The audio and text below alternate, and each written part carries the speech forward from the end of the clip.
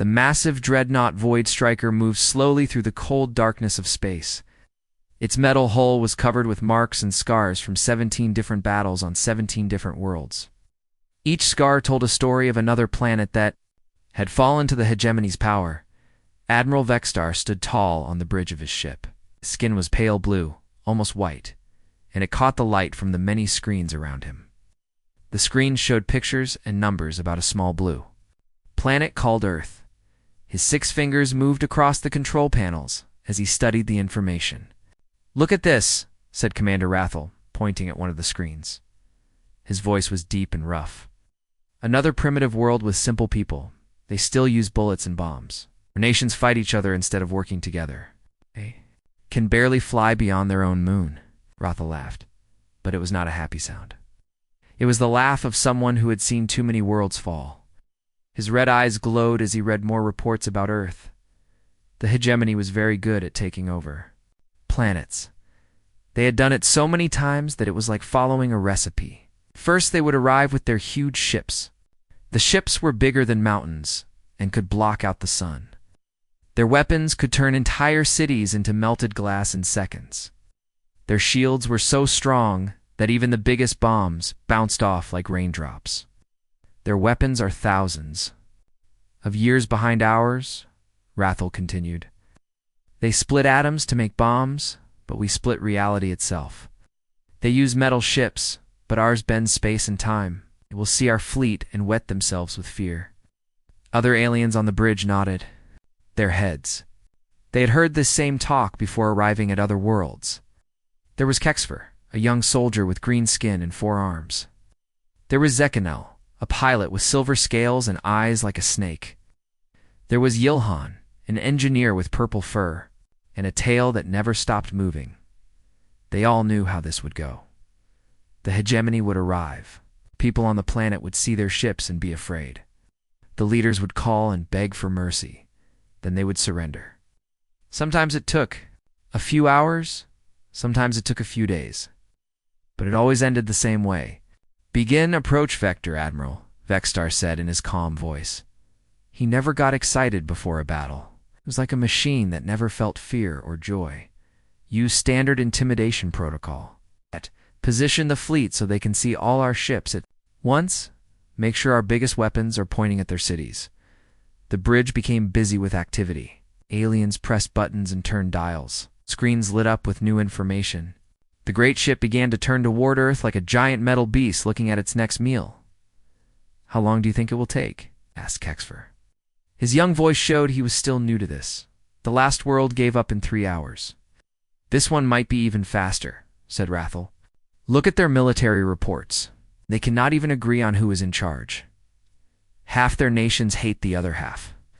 When they see us coming, they will probably surrender before we even make contact." Vexstar looked at the image of Earth growing. Larger on the main screen was a beautiful planet, blue and white with swirling clouds. It reminded him of his home world before the hegemony had changed everything. But beauty meant nothing when you had a job to do.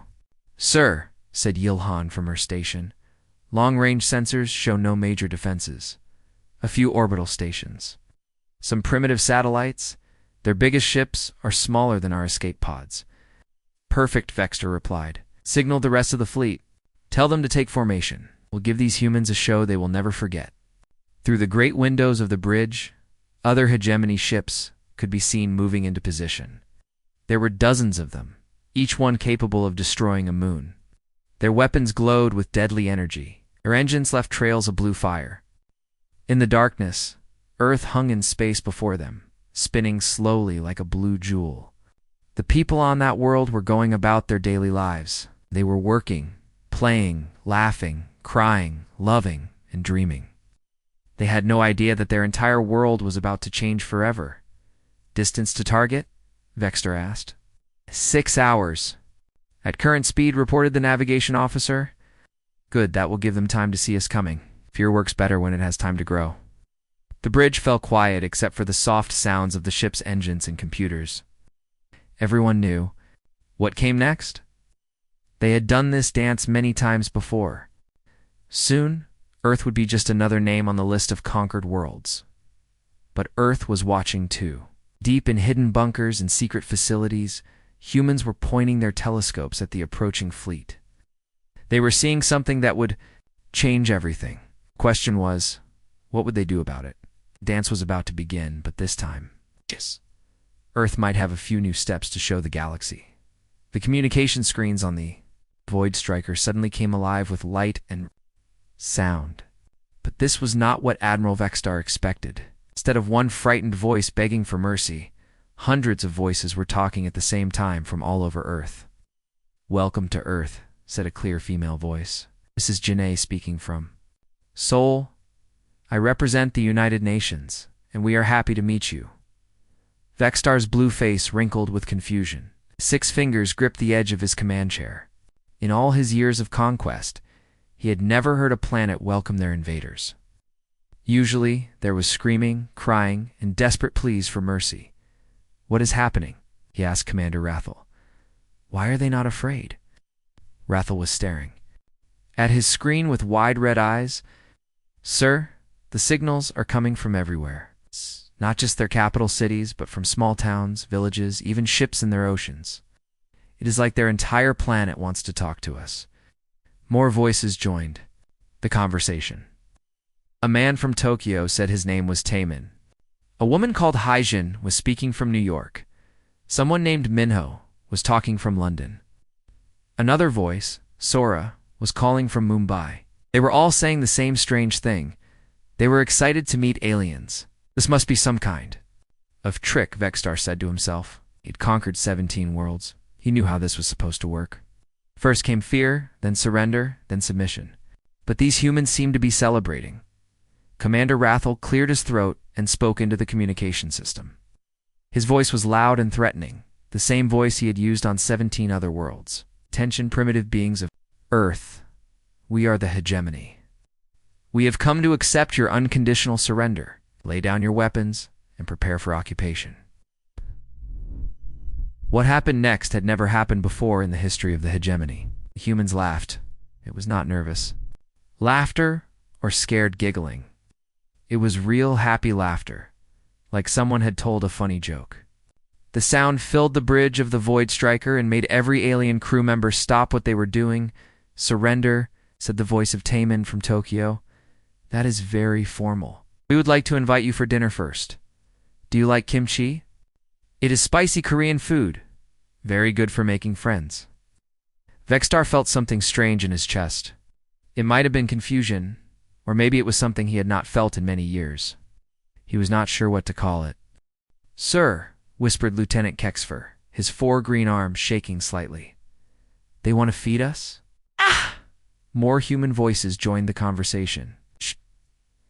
Hijin from New York was asking if they liked music. Minho from London wanted to know if they played any sports. Swada from Mumbai was explaining how to make tea and inviting them to try it. "This is highly irregular," Vextar said quietly. He had studied the behavior of hundreds of species. Fear was universal. Every living thing was afraid of death. But these humans seemed more curious than scared. Then something even stranger happened. Music started playing through their communication systems. It was unlike anything the hegemony had ever heard. Some of the sounds were soft and beautiful, like wind through trees or water flowing over rocks. Other sounds were strong and exciting. With beating rhythms that seemed to match a heartbeat, Lieutenant Kexfer found himself moving one of his 4 hands to the beat. He quickly stopped and looked around to see if anyone noticed. But other crew members were doing the same thing. Pilot Zekanel was moving his snake-like head back and forth. Engineer Yilhan's purple tail was swishing in time with the music. "Turn off that noise," Vextar ordered, but his own foot was tapping under his command chair. "Sir, I cannot," reported the communications officer. "They are broadcasting on all frequencies. Our systems are designed to receive signals, not block." Then the music continued. Some songs were happy and made the crew want to dance. Others were sad and beautiful and made some of the aliens feel strange emotions they had forgotten they could feel. There were songs with words and languages they did not understand, but somehow the feelings and the voices were clear. "What kind of war strategy is this?" asked Commander Rathel. But even as he spoke, his red eyes were softer than usual. A new voice came through the speakers. It was an old man from a place called Rome. My name is Giuseppe, he said in broken English mixed with another language. I am a grandfather. I make pizza you want to try. Is very good. My grandmother's recipe. Young Kexver looked at Admiral Vexstar with confusion in his 4 eyes. Sir, what do we do? The manual does not cover this situation. Vexstar stared at the image of Earth on his screen. The blue planet continued to spin peacefully, and voices continued to pour from it like water from a broken dam. Children were singing songs. Adults were sharing recipes. Old people were telling stories. Musicians were playing instruments. It was like the entire planet had decided to throw a party for their arrival. Sir Rathel asked, Should we begin the bombardment? But Vexstar was listening to a woman named Yunji, who was explaining how she became a doctor to help sick people. She sounded so proud and happy about healing. Others that something deep inside the Admiral's chest began to ache in a way he had not felt for many years. The massive hegemony fleet spread out across Earth's orbit like a pack of metal wolves, surrounding their prey. Admiral Vexstar gave the order to prepare for bombardment. The plasma cannons charged with deadly energy, ready to turn Earth's cities into pools of melted glass. But the humans did something no other species had ever done. Instead of hiding or preparing to fight, they launched their own ships toward the hegemony fleet. Sir, Lieutenant Kexver called out, his 4 green arms working quickly over his control panel. Human vessels are approaching our position. Vexstar expected to see warships with missiles and laser weapons. Instead, his eyes widened as he looked at the approaching craft. They were cargo ships used for carrying food and supplies. There were science vessels built for studying stars and planets. Some looked like the tourist boats that rich people used for vacation trips. Are they insane? Commander Rathel asked. These ships have no weapons, no armor. They're flying straight toward us like they want to die. The strangest part was that the human ships were not flying in attack formation. They were spread out in a pattern that looked more like a rescue operation than a battle plan. They are not attacking, Lieutenant Kexver reported, his voice full of confusion. Sir, I do not understand what they are doing. That is when they saw something that changed everything. One of the hegemony scout ships, the Dark Talon, had been damaged during the approach to Earth. A piece of space debris had torn a hole in its hull. The ship was leaking air and spinning out of control. Through the large windows of the bridge, the crew of the Void Striker watched as human ships surrounded the damaged Dark Talon. But instead of finishing it off, they began working to save it. What are they doing? Vexstar whispered. The human ships used their tractor beams to stop the Dark Talon from spinning. Small human workers in spacesuits flew out from their ships and began patching the holes in the alien vessel. Other humans were using cutting tools to open a path into the damaged ship. Sir, the communications officer called out. We are receiving a transmission from one of the human vessels. Put it through, Vexstar ordered. A man's voice came through the speakers. He sounded calm and professional, like a doctor working in a hospital. This is Commander Jawook speaking from the human rescue ship Unity. We have found 3 survivors from your damaged vessel. They are badly hurt and need medical attention right away. We request permission to bring them to our hospital ship for treatment. The bridge of the Void Striker fell completely silent. Every alien crew member stared at their admiral, waiting for his response. In the history of the hegemony, no enemy had ever offered to help their wounded. They want to help our wounded? Vexter asked, as if saying the words out loud would help him understand them better. Commander Rathel's red eyes were wide with shock. Sir, this has to be a trap. No species helps their enemies. It goes against all natural law. But as they watched, human medics were already working on the injured hegemony soldiers. Through the cameras on the Dark Talon, they could see humans in white medical uniforms carefully lifting the wounded aliens onto stretchers. The humans moved with gentle hands, speaking softly to the frightened alien soldiers. While this was happening, Earth's communication networks continued to flood the hegemony ships with stories. But these were not military reports or propaganda. They were simple stories about ordinary people doing extraordinary things. A woman named Sujin was telling the story of her neighborhood after a great earthquake. The buildings fell down, she said in her gentle voice. Many people lost their homes, but we did not give up. Everyone helped everyone. People who had food shared with people who had none. People who had tools helped rebuild houses for strangers. We worked together, and we made our community stronger than before. Another voice belonged to a man named Heian Wu from a city that had been hit by terrible floods. The water came so fast, he explained. Cars were floating like toys, but I saw something beautiful. People in boats were going from house to house, saving anyone they could find. They did not ask if the person was rich or poor, old or young, friend or stranger. It just saved them because it was the right thing to do.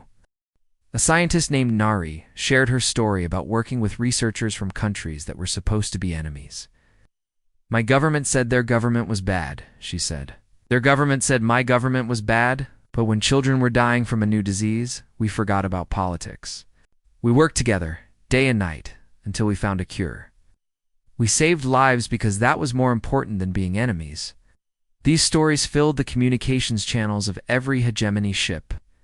The alien crews listened with growing amazement. They had been taught that strength came from conquest, that survival meant destroying others before they could destroy you. But these humans seemed to believe that strength came from helping others. Even when those others might be enemies, Lieutenant Kexfer looked at his admiral with confusion in his 4 eyes. Sir, what kind of species risks their lives to save? Their enemies? Vexstar had no answer. In all his years of conquest, he had never encountered anything like this. The humans were rewriting the rules of war by refusing to fight. Something was changing inside the great ships of the hegemony fleet. And Admiral Vexstar could feel it like a cold wind blowing through the metal corridors. His soldiers were acting differently. They walked more slowly, talked more quietly, and looked at each other with new expressions he had never seen before. Sir, Lieutenant Kexfer said as he approached the Admiral's chair. His 4 green arms were shaking slightly, and his voice was soft and worried. The crew was asking questions. What kind of questions? Vexstar asked, though he was afraid to hear the answer. They want to know why we destroy planets instead of helping them. They want to know why we take instead of give. They want to know if there is another way to be strong. These were dangerous thoughts. For thousands of years, the hegemony had taught that strength came from fear, that power came from making others weak. But now, something new was spreading through the fleet like a sickness that made people think instead of just obey. In the mess halls where soldiers ate their meals, small groups gathered around tables and spoke in whispers. They talked about a human named Donghayan, who had shared his lunch with a captured hegemony pilot. The pilot had been hungry and scared, expecting to be beaten or killed. Instead, the human had given him half of his sandwich and a cup of hot coffee. He did not have to do that, one soldier said to his friends. We came to destroy his world. But he fed me like I was his brother. In the sleeping quarters, aliens who had never questioned their orders were now staying awake late into the night. Discussing the stories that kept coming from Earth, they heard about humans who had survived terrible ice ages that lasted thousands of years, but these humans had not survived by fighting each other. They had survived by working together, sharing food, building shelters for everyone, and keeping each other warm through the long, dark winters. How is that possible? A young engineer named Pilden. My commanders always told me that when resources are low, the strong must take from the weak. But these humans shared everything, even when they had almost nothing. An older soldier named Vorthok, who had fought in 12 different wars, shook his head slowly. I have spent my whole life learning how to kill. These stories make me wonder if I have been learning the wrong lessons. The most powerful story spreading through the fleet was about pilot Zekanel. His scout ship had been damaged during the first day of contact with Earth, and he had crashed in a city called Sol as his ship fell from the sky. Zekanel prepared himself for capture, torture, and death. That was what happened to pilots who were shot down over enemy territory. But when he woke up, he was not in a prison cell. He was in a clean white room with soft sheets and warm blankets. His injuries had been carefully bandaged, and machines were helping him breathe. A human woman, in a white coat, was checking his vital signs. "Where am I?" he asked in his broken English. "You are in Seoul National Hospital," the woman replied. My name is Dr. Yoonji. You were badly hurt in the crash, but you are going to be okay. Zekanel could not understand. Why am I not in prison? Why are you helping me? Dr. Yoonji looked at him with kind eyes. Because you are hurt, she said, as if the question was strange. It is my job to help hurt people get better. But I am your enemy, Zekanel said. I came here to help conquer your world. Right now, you are not my enemy. Dr. Yoonji replied, Right now, you are my patient. And patients need care, not punishment. Every day for 2 weeks, Dr. Yoonji came to check on Zekanel. She worked 18 hours each day, taking care of both human and alien patients who had been injured. She never asked Zekanel about military secrets. She never tried to use him for information. She just helped him get better, because that was what doctors do. Why do you work so hard? Zekanel asked her one day. Because people need help, she answered. Human people, alien people, it does not matter. When someone is sick or hurt, we help them. That is what makes us strong. When Zekanel was finally well enough to return to his ship, he carried Dr. Yoonji's words with him. He told his story to other pilots, who told it to engineers, who told it to soldiers, who told it to commanders. The story spread through the fleet like wildfire. She helped me because I was hurt, Zekanel would say. Not because I was friend or enemy, just because I needed help. This simple idea was like a virus in the minds of the hegemony soldiers. Had been taught that you help your friends and hurt your enemies, but Dr. Yoonji had shown them a different way. She helped people because they needed help. She was strong because she made others strong. Commander Rathel noticed the change in his troops. They moved more slowly when given orders to prepare weapons. They asked more questions about why they were fighting. Some had even started helping each other with tasks that they used to do alone. The humans are changing us, he reported to Admiral Vexstar. Their ideas are spreading through our ships like a disease. But Vexstar was not sure if it was a disease or a cure. Admiral Vexstar stood on the bridge of the Void Striker, facing the most difficult moment of his long military career. His pale blue hands gripped the command chair as he stared at the screens showing his fleet spread across Earth's orbit. The time had come to make the final decision. All ships, prepare for orbital bombardment, he commanded, his voice echoing. Through the communication systems of dozens of warships, target the major population centers. We will end this quickly. But as the seconds passed, something terrible happened. The weapon indicators on half of his ships remained dark. No energy was building in their plasma cannons. No missiles were being loaded into their launch tubes.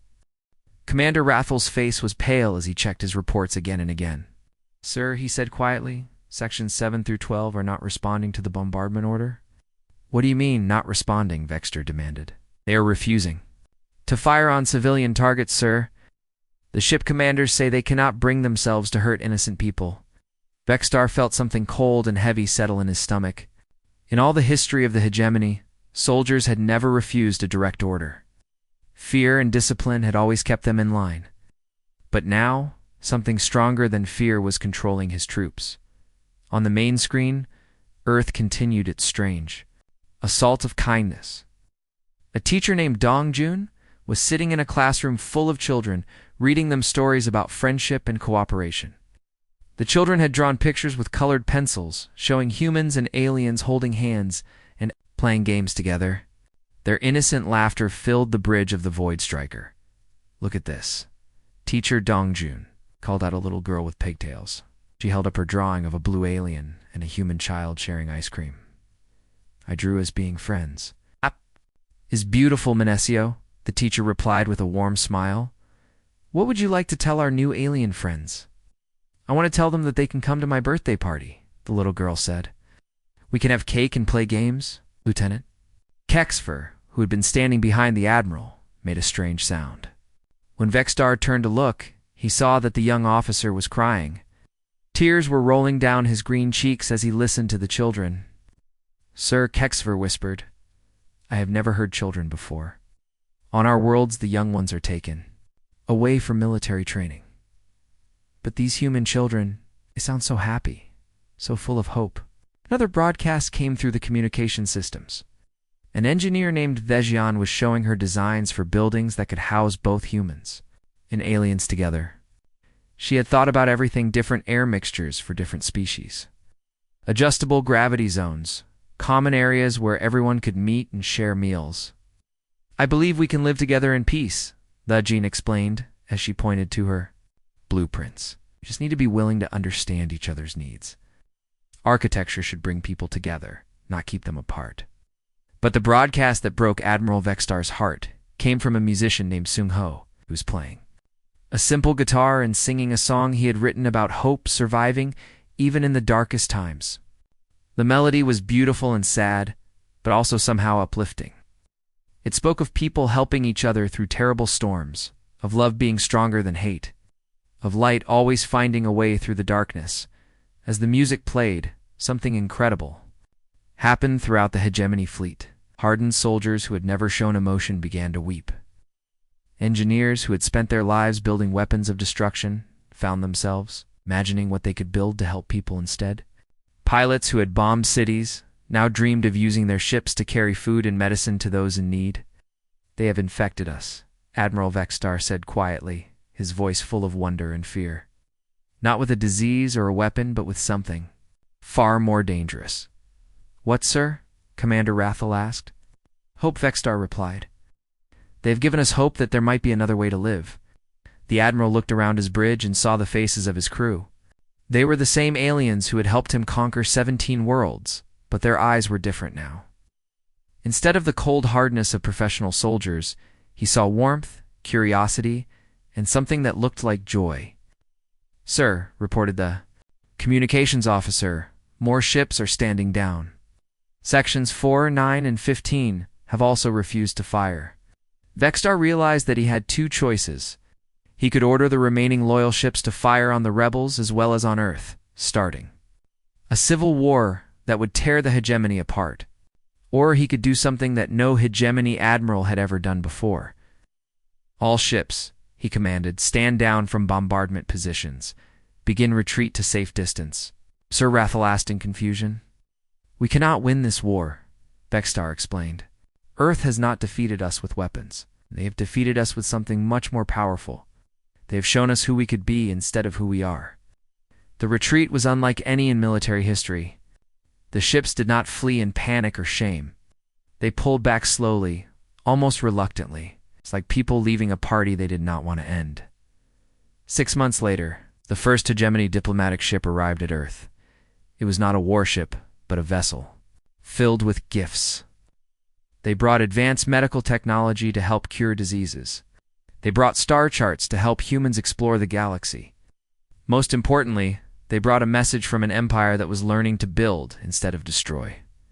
Earth had won the greatest victory in galactic history by refusing to fight.